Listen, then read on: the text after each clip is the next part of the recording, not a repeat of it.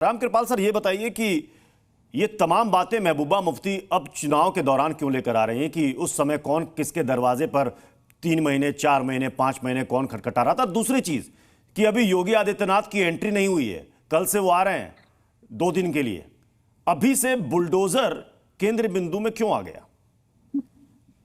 प्रत्युष जी, आप भी पत्रकार हैं, मैं भी पत्रकार हूँ।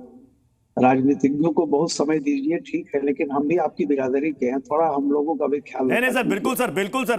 20 कभी कभी मिनट से कभी मैं समय सिर्फ ये देने में सुन ऐसा रहा नहीं कि हूँ, हमने आप कुछ गलती की हो। प्लीज बोले सर। नहीं नहीं, देखिए, मुझे तो एक अच्छी चीज लग रही है। पहली बात तो ये है कि आपके संवाददाता ने एक चीज बताई कि कुछ विदेश के लोग भी आए हुए हैं, वो पर्यवेक्षक हो या मेहमान हो, जो भी हो। और उन्होंने जो कहा है, आपके संवाददाता जैसा कह रहे थे, उन्होंने कहा है कि हम देख रहे हैं कि जम्मू कश्मीर में लोकतंत्र को लोगों ने अपना लिया है। ये मेरे लिए किसी कौन जीतता है कौन हारता है उससे एक बड़ी खबर है। दूसरी बात, दीपक भाई हैं कांग्रेस से और शौकत जी हैं पीडीपी से। मैंने देखा है कि दोनों अपनी अपनी पार्टी के बारे में कम और बीजेपी के बारे में ज्यादा बोल रहे हैं। मैं जहां भी बैठता हूं तो ये देखता हूं कि अभी तो बीजेपी के बारे में इतना क्यों बोल रहे हैं, जब बीजेपी वहां से बहुत कमजोर है। तो बीजेपी बीजेपी बीजेपी बहुत ज्यादा होता है। एक और बात, आप कल्पना कीजिए कि योगी अभी जम्मू में पहुंचे भी नहीं है, शायद अभी गए भी नहीं है। वो तब उनको लेकर के क्या क्या बातें हो रही हैं, ये भी बताया जा रहा है कि वो क्या कहेंगे, कैसे कहेंगे। तो आप ये समझ लीजिए कि आज की राजनीति में, जब जम्मू कश्मीर में भी योगी के पहुंचने के पहले ही सारी पार्टियां योगी योगी का खतरा महसूस करने लगे, अगर वो इतने ही निष्प्रभावी हैं तो फिर आप क्यों उन पर इतनी चर्चा करते हैं? इतने तो लोग जम्मू कश्मीर जाके चुनाव प्रचार किए, मैंने नहीं देखा कि किसी के जाने के पहले इतनी बातें हों इवन। तो देखिए, सबसे बड़ी बात है, मैं जीत हार पर नहीं जाता हूं। जम्मू कश्मीर जैसे महबूबा जी कह रही हैं कि त्रिशंकु बनेगी, लेकिन सब लोग बीजेपी को अभी तक अछूत कह रहे हैं। कल को देखिए, आज की बात में क्या है वो छोड़ दीजिए। अभी तो कांग्रेस भी महबूबा पर हमलावर है, क्योंकि अभी वोट पड़ रहे हैं। लेकिन आप जानते हैं वोट पड़ने के बाद क्या क्या होता है, आपने देखा है, सिर्फ जम्मू कश्मीर में ही नहीं, बहुत जगहों पर। वो एक अलग बात है। मेरी खुशी इस बात की है कि पहले फेज में जितनी रिकॉर्ड पोलिंग हुई थी, दूसरी फेज में भी उतनी रिकॉर्ड पोलिंग होगी। और एक बात, जम्मू कश्मीर में जो रोशन कहीं बाहर के गांव हुए तो हैं, एक बाहर जो आने वाली है, सबसे बड़ा बदलाव जम्मू कश्मीर में हो गया है कि अब जम्मू कश्मीर की जनता ने लोकतंत्र को अपना लिया है। और ये भारतीय राष्ट्र राज्य की सबसे बड़ी जीत है। कौन सी पॉलिटिकल पार्टी जीतती है, हारती है, क्या सरकार बनती है, वो छोड़ दीजिए। जम्मू कश्मीर में लोकतंत्र की बयार इस तरह से बह रही है। मैं अपने एक लंबे कैरियर में मैंने देखा है कि पिछले 30 सालों से तो हमने कभी नहीं देखा, 30-40 सालों में इस तरह का माहौल हो। तो मेरे लिए तो सबसे बड़ी बात यही है कि जम्मू कश्मीर, सर, ये लोकसभा में भी दिखा था और ये अच्छा ट्रेंड है। लोकसभा के बाद अब विधानसभा में भी वही ट्रेंड देखने को मिल रहा है। दीपक झा जी, महबूबा मुफ्ती ने कांग्रेस के लिए कुछ शब्द कहे हैं, बोले तो मैं पढ़कर आपको बता देता हूं। महबूबा मुफ्ती ने कहा है कि 1987 में कांग्रेस ने समझौता किया था, तब डॉक्टर फारूक अब्दुल्ला ने राजीव गांधी की पार्टी को अपने जेब में डाल लिया था। आज भी यह पार्टी नेशनल कॉन्फ्रेंस की जेब में है और इससे बाहर नहीं आ पाई है। चलिए प्रत्युष जी, ये तो हो गई 1987 की बात। अब बात कर, नहीं, वो बोल रहे हैं कि अभी भी कांग्रेस नेशनल कॉन्फ्रेंस की जेब में है। 87 से जो गई है जम्मू कश्मीर में, अभी भी जेब से बाहर ही नहीं आ पा रही है। अब मैं वही आपको बता रहा हूँ, वर्तमान में बात करते हैं। वर्तमान में महबूबा मुफ्ती मोहम्मद और भाजपा, महबूबा मुफ्ती और बीजेपी किस तरीके से चूहे और बिल्ली की जो लड़ाई होती है वो आपके चैनल पे दिख गया। दोनों पार्टी के नुमाइंदों ने एक दूसरे की पोल खोल दी। एक कह रहा तुम आए थे मेरे पास, दूसरा कह रहा तुम आए थे मेरे पास। देश की जनता को, जम्मू कश्मीर की जनता को इन्होंने मूर्ख बना दिया। लेकिन कौन किसके पास आया, शायद ना आपको समझ में आए ना हमको समझ में आ पाए। तो भाजपा कह रही तुम आए थे, पीडीपी कह रही थी तुम आए थे। तो तुम भैया, तुमसे अब नहीं चलेगा। और दूसरी बात, रामकृपाल जी ने कही कि हम बीजेपी की बात करें, हम बीजेपी की बात नहीं करें। ये तो आप ही चर्चा कर रहे हैं बुलडोजर बाबा की और लोकतंत्र की। हम तो लोकतंत्र 1947 में जब देश आजाद हुआ था तब से हम लोकतंत्र की बात कर रहे हैं, संविधान की बात कर रहे हैं, और उस समय से लोकतंत्र की स्थापना हुई थी। आज आप लोकतंत्र कह रहे हैं जम्मू कश्मीर में भी लोकतंत्र था, देश में पूरे लोकतंत्र को खतरा भाजपा। दीपक जी बुलडोजर का ऐसा नहीं है कि चुनाव में, जम्मू कश्मीर के चुनाव में सिर्फ महबूबा मुफ्ती ने ही बुलडोजर का जिक्र किया है, आप ही के पार्टनर हैं उमर अब्दुल्ला। मैं अपने सहयोगी से कहूंगा पीसीआर में अगर वो मेरी आवाज सुन रहे हैं तो उमर अब्दुल्ला ने भी बुलडोजर को लेकर के इस चुनाव प्रचार के दौरान एक बयान दिया है। सुनिए, वो मैं आपको सुना दूंगा थोड़ी देर में। जी सुनिए, मैं वही कह रहा हूँ, लोकतंत्र को जो खतरा है वो बुलडोजर से ही है। तो बुलडोजर बाबा और बुलडोजर, तो आप कह रहे हैं कि हमने तो बुलडोजर का जिक्र ही नहीं किया। नहीं, हम तो चुनाव में विपक्षी तो लेकर के आ रहा है बुलडोजर। और अगर महबूबा मुफ्ती कहती है कि वहां पर एक बच्ची का रेप होता है तो आप वहां पर बुलडोजर क्यों नहीं चलाते? यानी ऑपोजिशन को भी भा रहा है क्या बुलडोजर? बुलडोजर तो अवैध निर्माण पर चलता है, ना कि आरोपियों पर। यानी ऑपोजिशन को भी पसंद आ रहा है बुलडोजर। सुनिए प्रत्युष जी, पीडीपी क्या करे, महबूबा मुफ्ती क्या करे, तो भाजपा नेशनल कॉन्फ्रेंस क्या कह रही है ये भी कहिए साथ साथ। आपकी पार्टी, मैं अपनी पार्टी का अपना स्टैंड बता रहा हूँ और सुप्रीम कोर्ट का स्टैंड बता रहा हूँ। लोकतंत्र के लिए बुलडोजर बाबा और बुलडोजर गैंग दोनों खतरा है। तो सुप्रीम कोर्ट ने उस पर तो बकायदा हथौड़ा चला दिया कि बिना सुप्रीम कोर्ट के परमिशन कहीं बुलडोजर नहीं चलेगा। तो सबसे बड़ी बात लोकतंत्र की वही जीत हो जाती है। तो लोकतंत्र में जो बुलडोजर चलाएगा वो लोकतंत्र, जो जनता है, लोग जो है उसको छोड़ेंगे नहीं।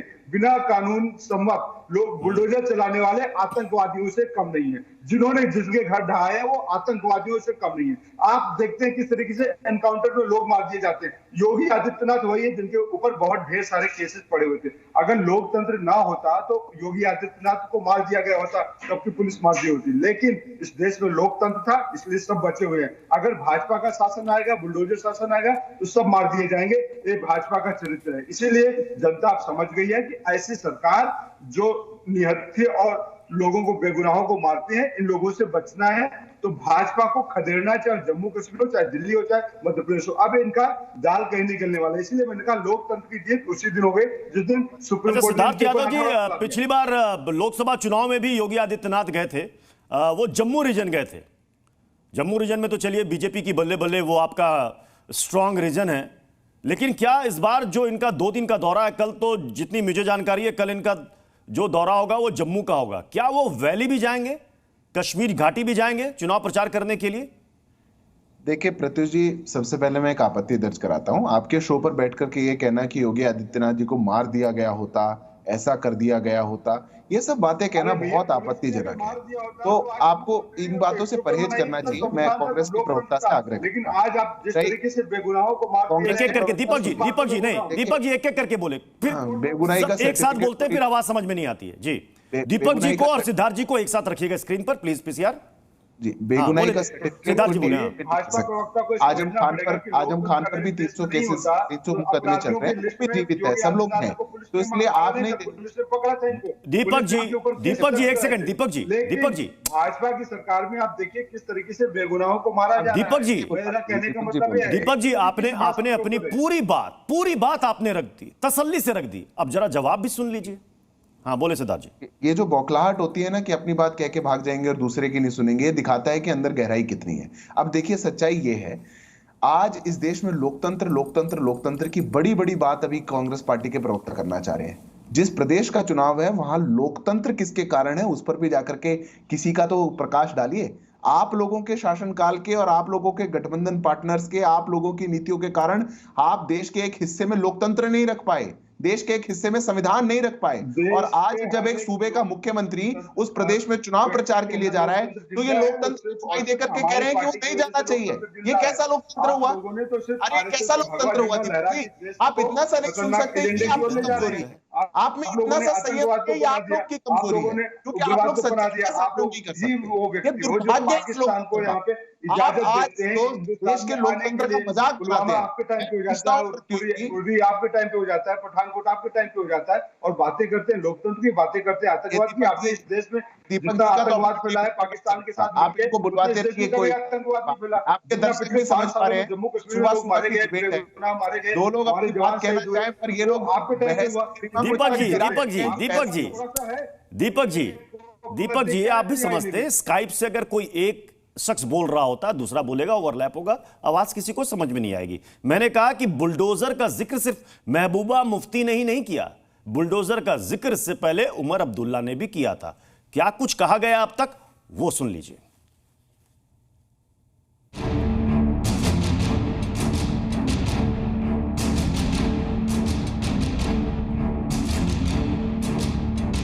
के मंदिर में जहां श्री राम रहते हैं, वहां पर एक दलित बच्ची के साथ गैंगरेप हुआ, और वो जो बुलडोजर बाबा है जो अब आएंगे यहाँ पर बुलडोजर की कहानी सुनाने के लिए, लोगों को पकड़ के जेल में डालना चाहिए था।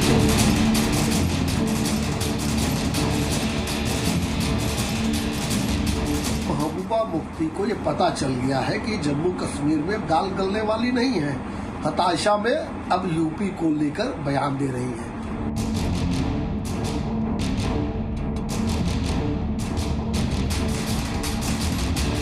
जिस तरह यूपी में हमारे मस्जिदों पे, दरगाहों पे, हमारे मदरसों पे ताले लगाए जा रहे हैं, वो बात हमसे छुपी हुई नहीं है।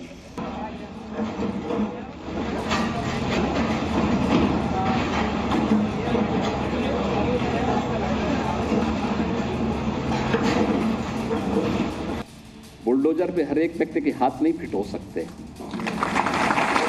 इसके लिए दिल और दिमाग दोनों चाहिए।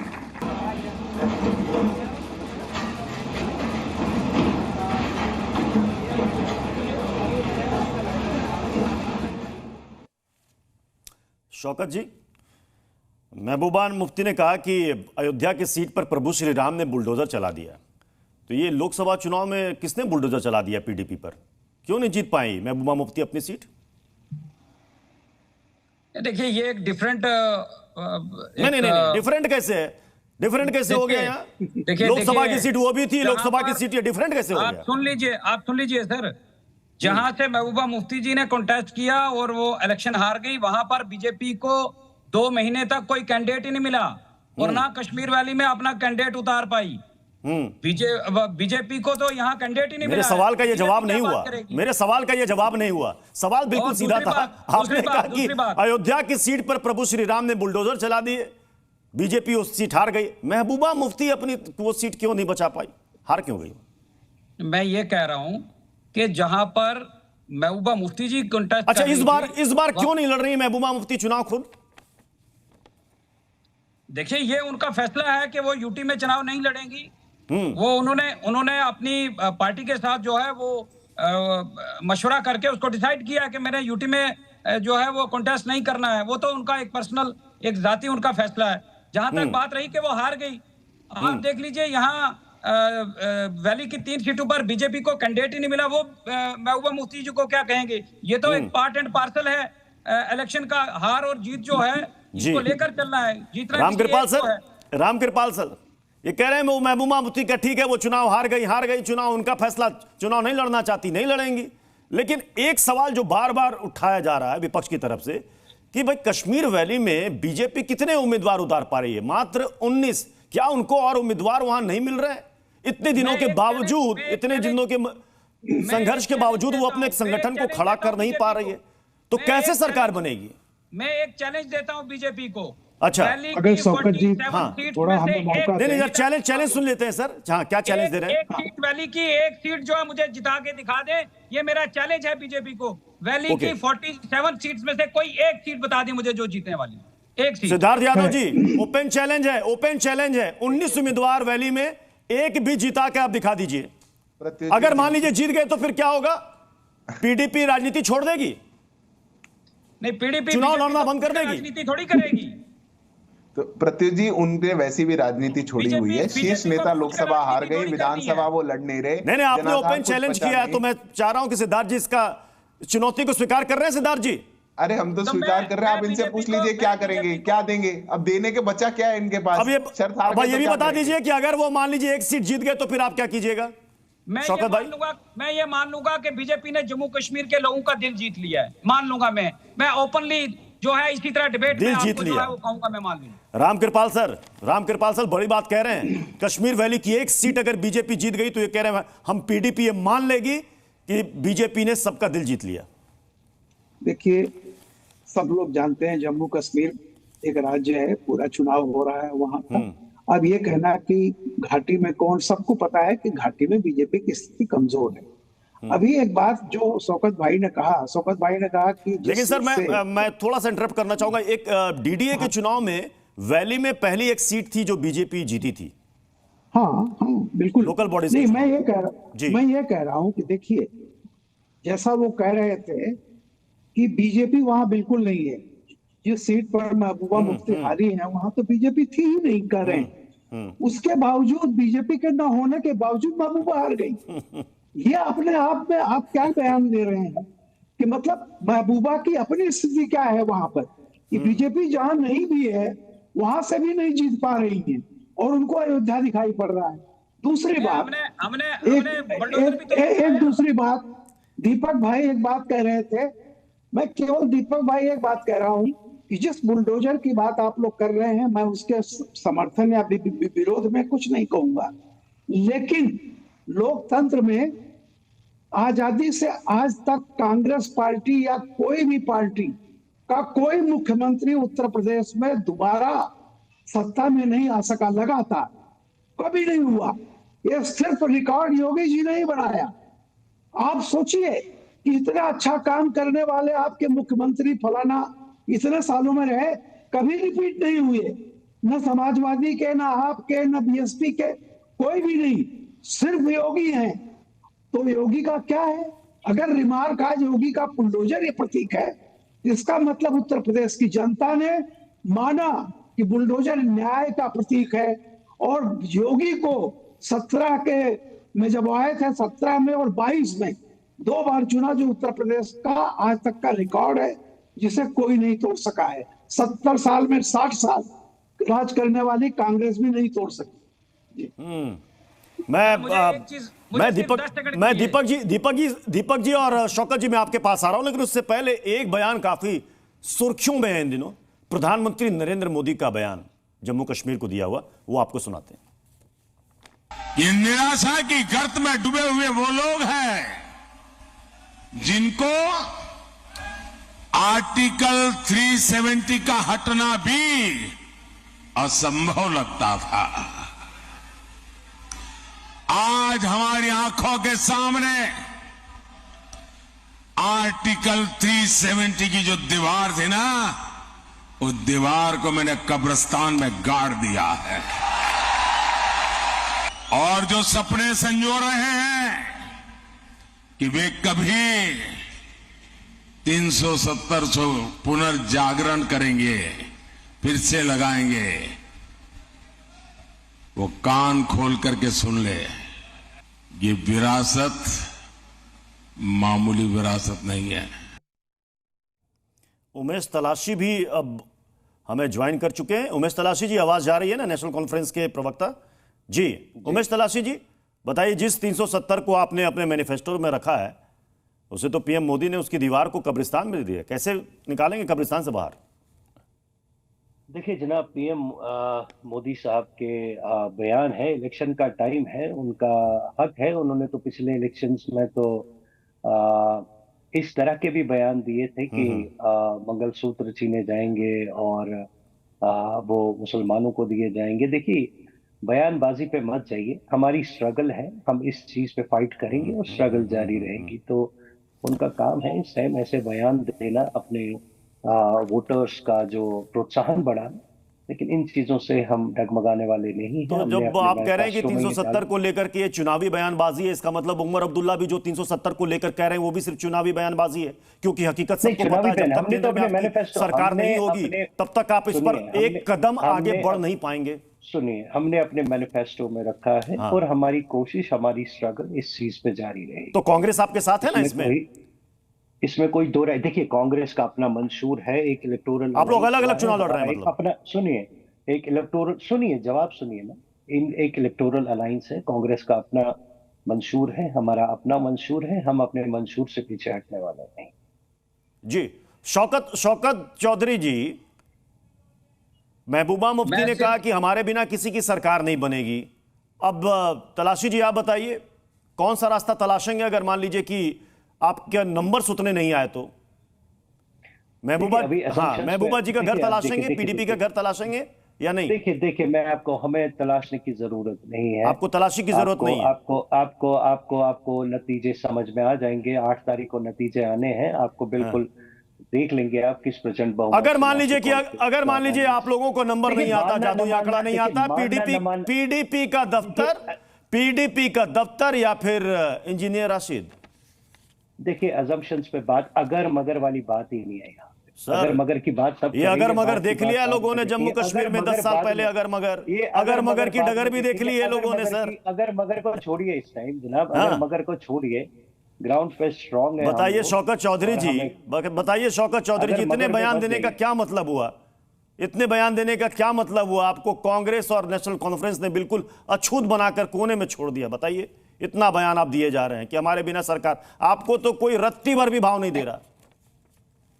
देखिए, भाव देने की बात नहीं है, मेरा ये कहना है कि जम्मू कश्मीर के स्टेक होल्डर्स हैं हम, और जम्मू कश्मीर में जो भी फ्यूचर में सरकार बनेगी, हम किंग मेकर होंगे। हम इसके ऊपर अपना स्टैंड क्लियर करते हैं। और जहां तक नेशनल कॉन्फ्रेंस का सवाल है, कांग्रेस का सवाल है या बीजेपी का है, बीजेपी का तो अपना एक ग्राउंड है जम्मू में। नेशनल कॉन्फ्रेंस और कांग्रेस जो है परफॉर्मेंस के बाद देखा जाएगा, और हम अपने ग्राउंड के मुताबिक जो है वो बोल रहे हैं कि हमारे बिना जम्मू कश्मीर में कोई सरकार नहीं बनेगी। और जो एक बात जो मैं कहना चाहता हूं, जो प्रधानमंत्री जी कश्मीर में आए और उन्होंने कहा कि हमने 370 को जो है वो उसकी दीवार हमने कब्रिस्तान में गाड़ दी, ये बड़ा अनफॉर्चुनेट है, बड़ी बदकिस्मती की बात है कि प्रधानमंत्री जो एक बड़ी क्रेडिबल चेयर होती है, अरे तो सब जान रहा है सर, 370 गया 370, वो आने वाला नहीं है, सबको पता है। नहीं, मैं कह रहा हूँ ये बड़ी बदकिस्मती है कि प्रधानमंत्री इस तरह के दीपक झा जी, मतलब 370 को जो कि नीचे जा चुका, खत्म हो चुका, उसको पुनर्जागरण में कांग्रेस भी शामिल रहेगी क्या? 10 सेकंड सुनिए, पीडीपी और एनसी के साथ कांग्रेस भी शामिल रहेगी उस पुनर्जागरण में? आप कंप्लीट करने दें मुझे। पीयूष खरे जी, सबसे बड़ी बात है कि देश काल परिस्थिति के हिसाब से 370 लाया गया था जब देश आजाद हुआ था, उसको कश्मीर को स्पेशल स्टेटस दिया गया था। लेकिन साथ ही साथ नेहरू जी ने यह भी कहा था और कांग्रेस पार्टी ने यह भी कहा था कि समय के साथ साथ ये धारा घिस जाएगी, इसकी कोई उपयोगिता रह नहीं जाएगी। तो आज खत्म हो गई थी, तो भाजपा ने एक गिदड़ को मार के कह के समय समाप्त हो रहा है, समय समाप्त हो रहा है।